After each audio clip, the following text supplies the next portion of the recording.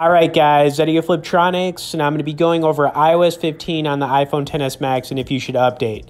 Now, the XS Max is getting close to 3-ish years old, but it's still an awesome iPhone, and I just updated it to iOS 15, so I wanted to take a look at it. Now, I've got my purple iPhone 12 mini right next to it. Just wanted to kind of compare the size of these phones once again.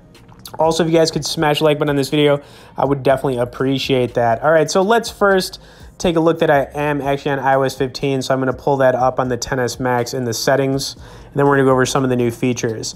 Now, going from iOS 14 to 15, it is a little bit weird for a couple of different reasons, but there are some, updates that just kind of like make it worth updating to. And the first thing I want to talk about is the maps. All right, so maps on here is ridiculous. I would say, just the update to how maps looks now when you're like browsing for things is crazy. And you got the world that looks amazing. I mean, I've been spinning it a little bit too, but the map update on iOS 15 is ridiculously cool. So I just wanted to point that out. The next thing I want to talk about is going to be the widgets, right?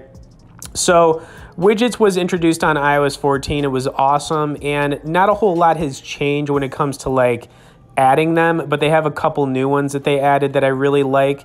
The first one being Game Center. Now, the reason I really like this is because it pulls up your most recent game that you've been playing. So instead of like going through your tabs or trying to figure it out, it's just going to throw it up there for you, which is makes it, a lot more convenient. So you could just like get back into your gaming session. Then it's got recent games right under it. Okay, and then we've got the App Store widget. Now, I like this because it kind of like pulls up the app of the day and some other things. So it's kind of a way to not have to actually click on the App Store. You can kind of just get an update on the background of your phone with the widget. And then they've got the Sleep widget, which I think is probably pretty useful. I haven't tested this one out yet, but it is a newer widget. Okay, and then we've got Safari and tabs. Now, this is probably like the weirdest part of this. So let's talk about tabs first. Now, tabs looks a lot nicer. They don't stack on top of each other anymore. They're nicely laid out. I've even said the way they are laid out, it kind of reminds me of Mozilla Firefox. If you use that on your desktop or laptop, that browser, I feel like it's just very nicely laid out. They've also got tab groups on iOS 15, which is pretty slick. So you can actually have groups of different tabs if you want, if you don't want to close them out. It is kind of ridiculous, but they do have it on here as an option, right? Now, another thing I want to talk about is going to be Safari. Safari, when you browse now, it's going to be at the bottom when you type in a web address as opposed to being at the top.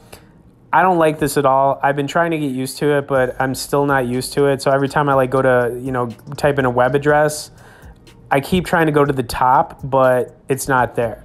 There's also some different settings you can set as well as far as like the actions. But yeah, I mean, those are the basic things with iOS 15. And, for the most part, I think it's definitely worth updating to. Like I said, I just kind of wanted to go over it with the XS Max because I just updated it, and hope you guys enjoyed it. All right, so if you could smash a like button, subscribe to the channel if you haven't. Thanks for watching, and we'll see you in the next one.